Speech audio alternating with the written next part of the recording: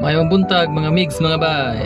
For today's video mga migs, mag-deliver na punta sa Tanawan. Aduna na siya din customer na misalig sa tuwa. So karon ato sana i-deliver kinahanglan natin kwarta. Naata karon dire sa tindahan. Mao ni nahitabo sa atong tindahan karon mga migs. Naatay mga customer nga ubay-ubay sad na nisalig nato. So karon mag-deliver sa tamig sa Tanawan. So ito na sa Tanawan na tayo mga migs, automatic na sa Tanawan na. So ganin dapita mga migs, medyo naipit tayo kasi hindi ko alam nga naaday i-construct din sa unahan. So kung makita niyo na ako diri sa nakaon ako ang pikas linya kay ang padung ta ko mo overtake. So ako ka overtake, so mo na ni nag-construct diri mga migs. So akong nakita dire mga migs, murag dili ko man idaot na kalsada, ila naman ning giguba unsa naman taw ning atong gobyerno. O nga ila naman ning gidaot. So inyong tan-awon wala gyud makitang lubak sa kahami sa kalsada, saya nga sa gastos sa gobyerno ani. So ang dapat unta na i-construct nga kalsada katong dito sa Samar nga grabe ka lubak. Dili ta kadaghan og 20 o 10 lang atong dagan kay sobra ka lubak.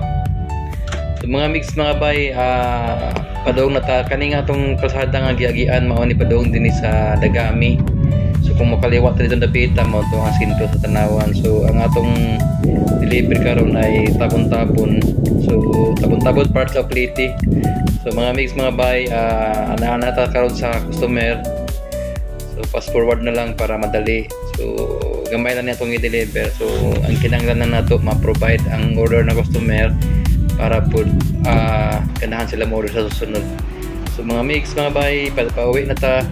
Pagkat sa ta kay medyo wala na itay gas. Prato lang kayo ilang gas dito mga mix mga bay.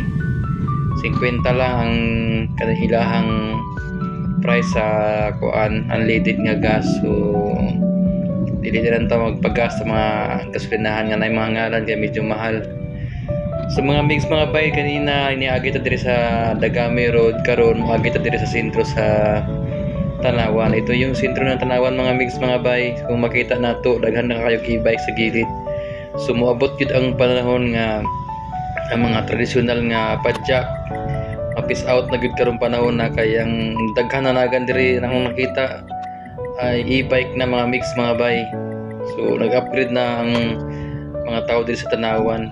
So sa Palo na po nakita mga e-bike sa Palo pero dili pa kayo daghan. Pagpadyak pa ang daghan dito sa Palo. So moabot gyapon ang time nga e-bike na managan na ato diri sa atong lugar sa Liti mga bay. So karon mga mix mga bay, minapit kita sa 7-Eleven kay kinahanglan na to magpa-GCash. Magpa-cash in sa atong GCash kay naatay bayranan. So kinahanglan ta mamayad kaya aron makautang tag-utro. So shout out sa mga customer nako diyan. Kinahanglan magbayad po mo kay aron makabayad ko sa akong mga supplier.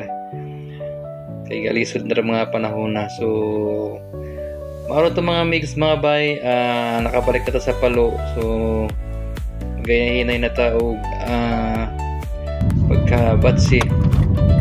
Kaya doon naman ang ato ang tindahan na ning lugar. So kung sa wala pa makakita sa Palo, medyo ako na ang Palo karon, asinsado na karon ang Palo na nadaghan diri mga kananan, McDo, Jollibee at uban pa, punong-puno na. So mga mix mga bay, hanggang dito lang muna tayo. Nandito na tayo sa munti nating tindahan. So maraming salamat mga mix mga bay kung hanggang ngayon nandito pa kayo nakasubaybay sa akong video. Thank you, maraming salamat. At sa susunod na vlog ng mix mga bay, sana huwag kayong magsawa. Thank you very much, maraming salamat mga mix mga bay.